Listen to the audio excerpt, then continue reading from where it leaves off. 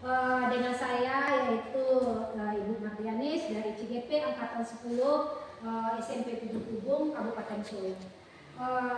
Hari ini kami akan melakukan percakapan pra-observasi untuk aksi nyata mundur 2.3, yaitu mengenai coaching untuk supervisi akademis.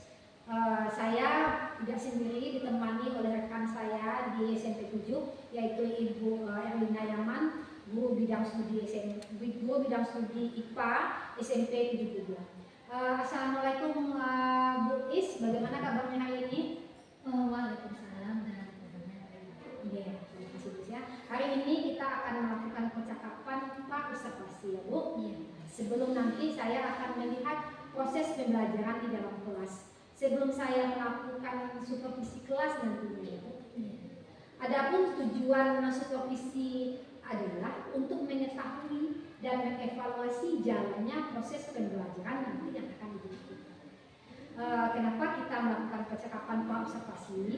Sebagai persiapan awal sebelum pembelajaran nantinya, supaya Ibu lebih mantap dan lebih percaya diri, sehingga pembelajaran yang terbaik nantinya yang akan diberikan kepada nanti ada beberapa pertanyaan yang akan saya ajukan atau sampaikan kepada Ibu. Nah, pertanyaan yang pertama ya dulu, yaitu mengenai tujuan pembelajaran yang nantinya Ibu sampaikan. Kira-kira apa tujuan pembelajaran yang akan Ibu sampaikan nanti di kelas? Baik. Adapun tujuan pembelajaran yang akan saya sampaikan nanti kepada siswa, yaitu peserta didik dapat menjelaskan organ-organ dan fungsi dari sistem reproduksi pada manusia. Jadi nanti tujuan pembelajaran Ibu yaitu peserta didik dapat menjelaskan fungsi dan bagian-bagian organ, sistem organ pada sistem reproduksi manusia ya. Nah, jadi itu tujuan Ibu nanti itu tujuan Ibu satu ya. Terus Bu, apa? Nah, bagaimana rancangan bagaimana nanti Ibu area pengembangan yang akan Ibu capai nantinya saat melakukan pembelajaran?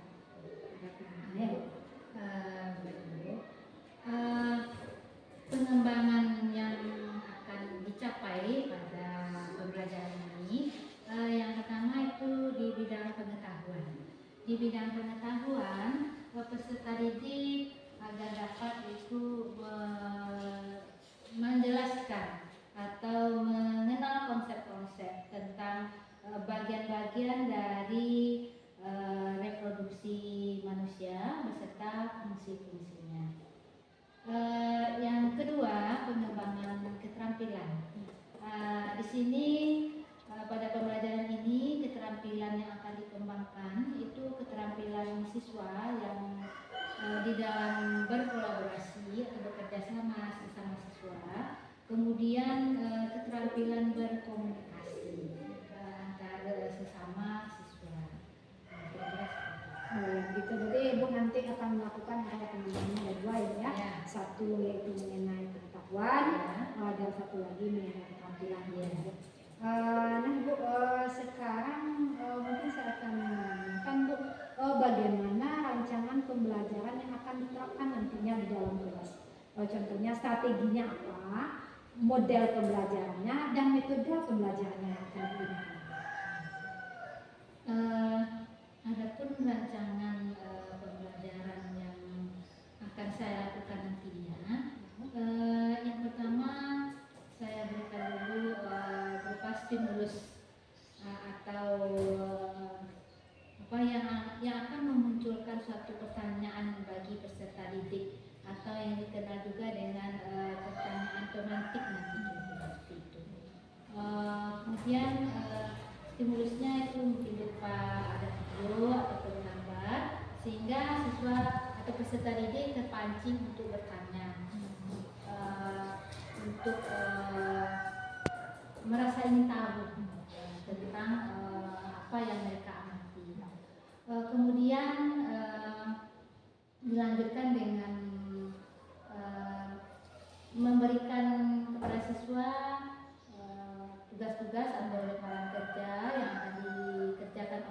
secara berkelompok dengan mempelajari atau mengamati dari video atau gambar ataupun carta. Kemudian metode yang akan saya gunakan itu bervariasi. Kenapa bervariasi? Karena untuk terlayaninya semua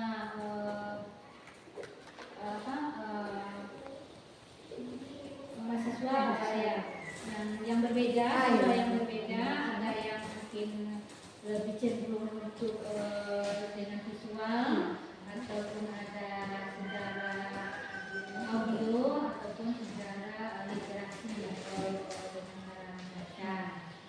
Jadi ada metode yang saya gunakan itu ada drama, ada diskusi ataupun presentasi. Kira-kira seperti itu.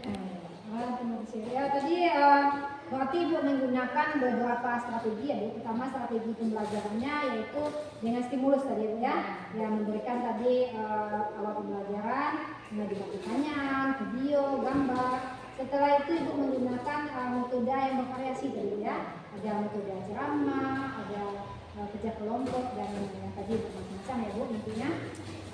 Nah Bu, sekarang yang ingin saya tanyakan sama Ibu lagi, bagaimana dengan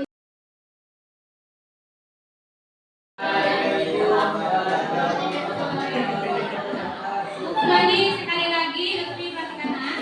Assalamualaikum warahmatullahi wabarakatuh.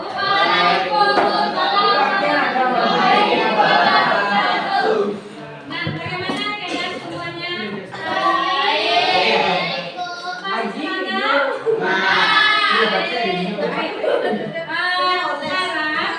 Sekarang kita akan belajar tentang yang ada pada diri kita. Ya, kita mempelajari tentang diri kita, baik itu laki-laki ataupun perempuan. Yaitu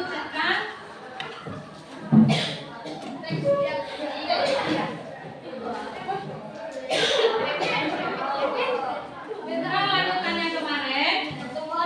Ya, pertumbuhan dan perkembangan. Nah, kita sudah selesai mempelajari pertumbuhan dan perkembangan pada manusia. Sekarang kita lanjutkan dengan sistem reproduksi. Ya, sistem reproduksi ya. Menjawab Pak. Ya. Tapi apakah ada hubungannya dengan reproduksi?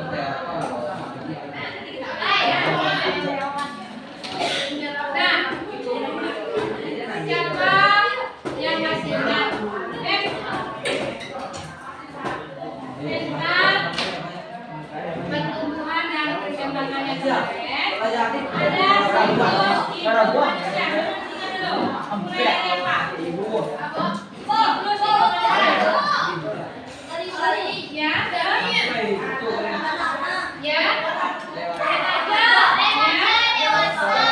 ya. Dimulai dari bayi. Kemudian anak-anak.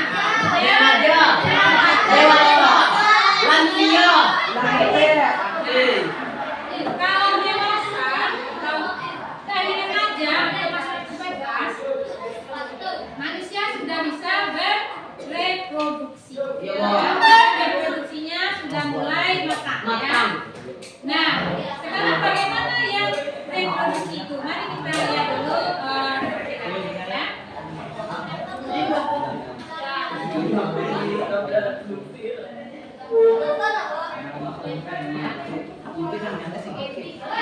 Ya.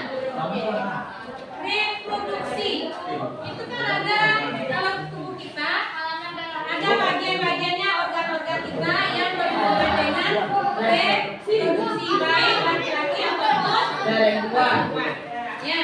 Nah, jadi tujuan kita pada hari ini adalah memahami bagian-bagian reproduksi dari organ reproduksi pada manusia, baik pria maupun wanita. Nah,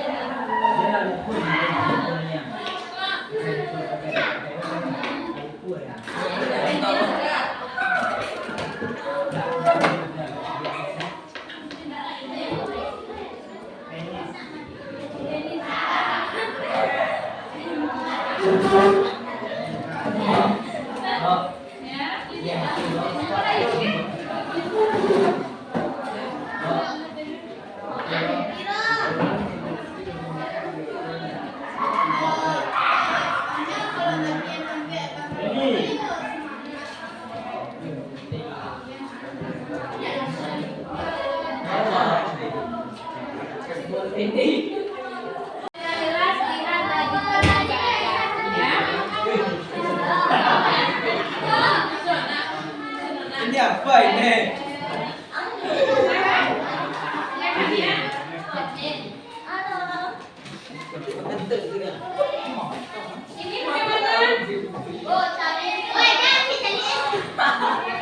Baca buku. Jadi ada melalui video, ada melalui buku atau buku teks, ya.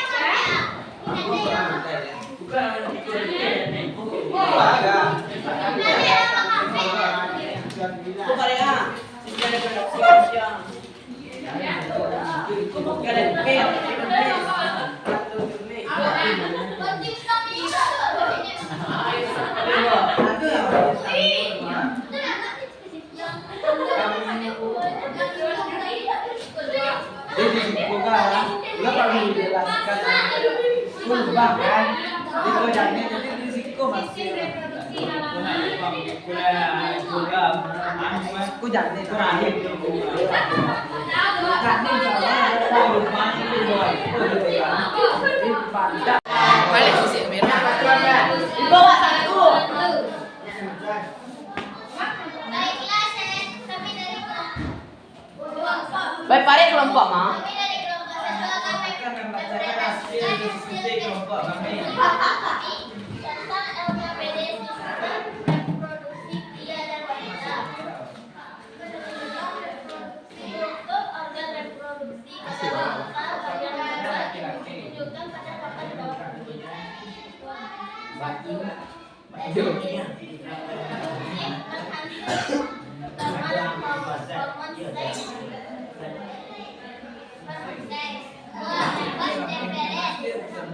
Fungsi saluran pembentuk epidermis dengan uretra pada penis.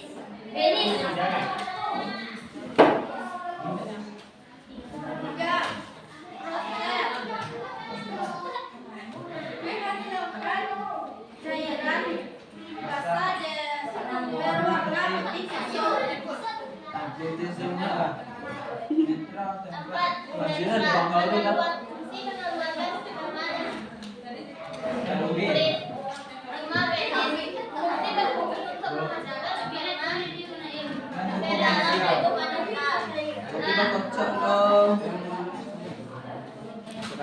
fungsi berfungsi untuk menghasilkan sperma sampai dalam bentuk anakal. 6. Reproduksi pada wanita.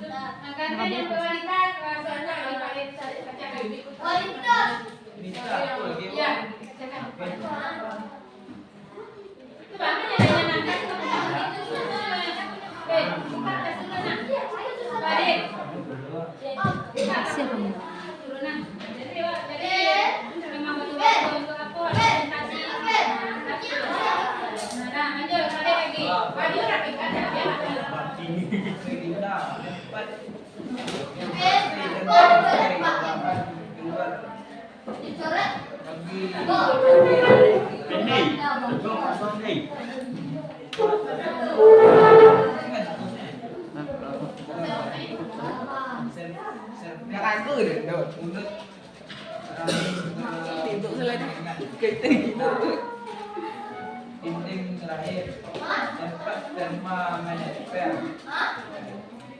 Uterus.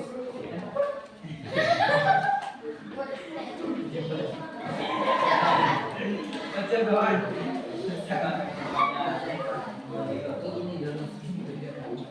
Oh, tidak.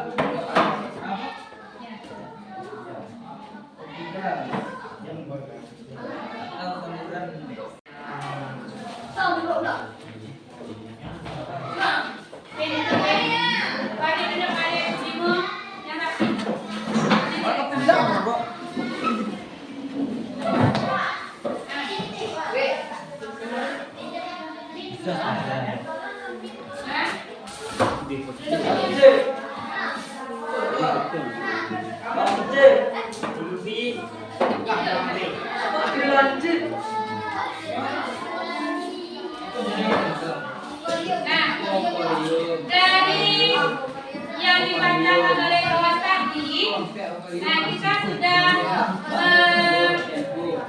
melihat, sudah memperhatikan tentang organ reproduksi pada pria dan wanita. Secara garis besarnya ada 3 organ reproduksi pada pria. Yang pertama testis, yang kedua adalah salurannya, yang Satu ketiga penis. adalah Penis. ya, 3 bagian besar. Ya, jadi ada testis, itu penghasil sperma.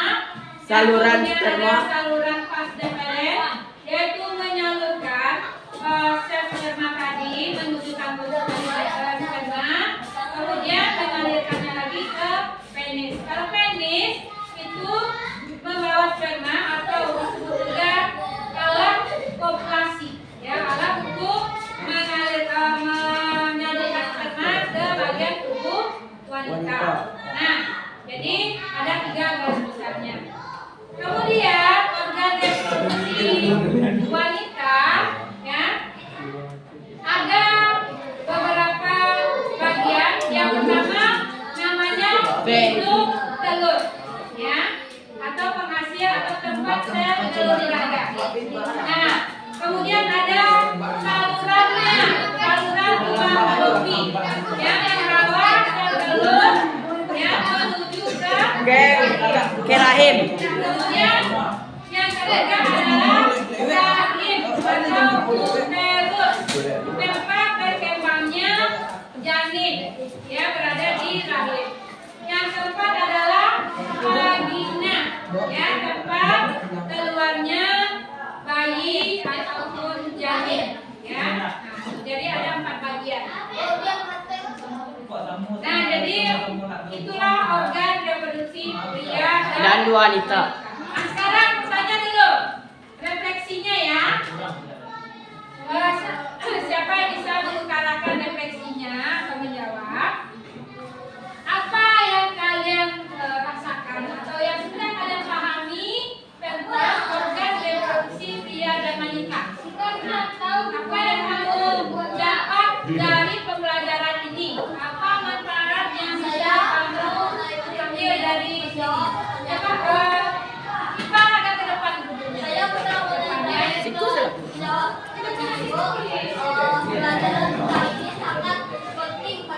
ya, silakan Iqbal dulu. Mengetahui fungsi kelamin laki-laki dan perempuan.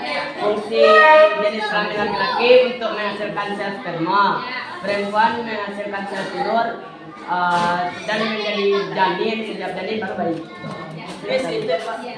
Baik, ya, itu yang ada lagi angkatannya, boleh, boleh. Ya, sangat penting bagi kita dalam pembelajaran.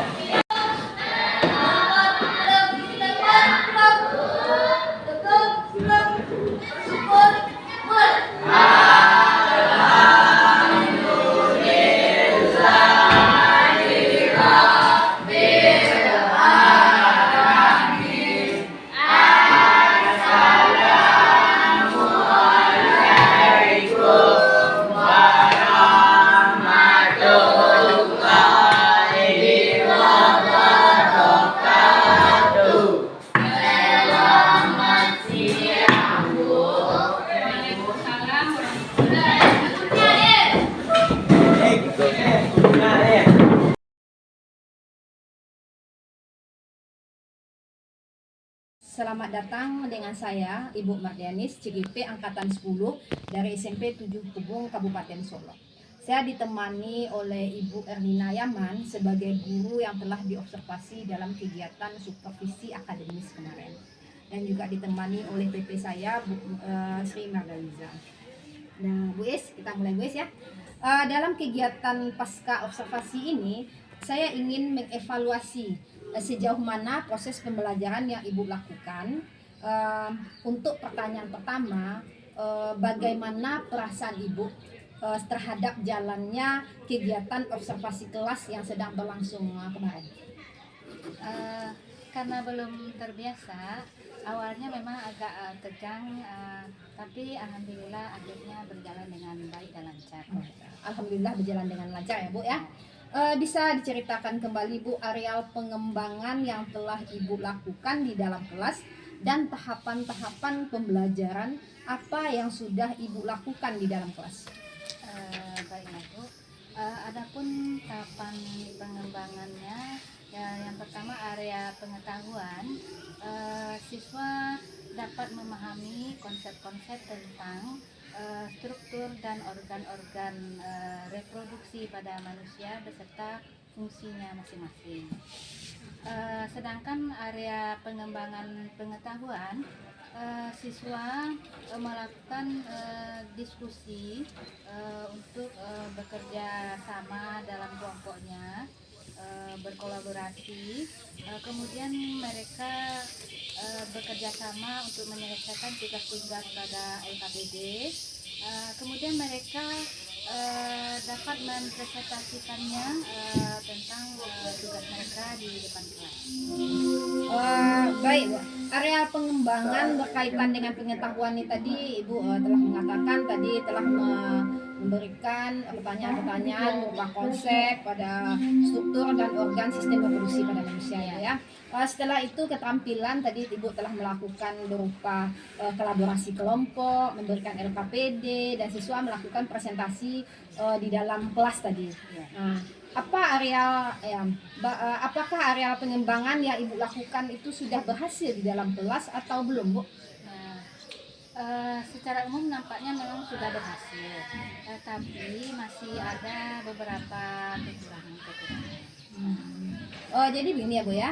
Tadi Ibu katakan sudah berhasil, ada apa kekurangan? Apa kendala atau kekurangan-kekurangan yang Ibu hadapi dalam proses pembelajaran dalam kelas tadi Bu? Adapun kendala-kendala yang saya hadapi atau kekurangan-kekurangan di dalam pembelajaran yang saya lakukan, mungkin tidak semua siswa aktif di dalam bekerja kelompok dan berdiskusi. Gitu ya Bu ya. Begini Bu ya, kira-kira kenapa hal ini bisa terjadi? Ya, hal ini terjadi mungkin karena jumlah kelompok di dalam satu kelompok itu terlalu besar, ya, sehingga ada beberapa siswa yang tidak ada mendapat bagian tugas barangkali ya, dan hanya dikerjakan oleh teman yang bisa mereka andalkan. Sementara mereka tidak ada yang akan mereka kerjakan karena jumlahnya terlalu banyak. Mungkin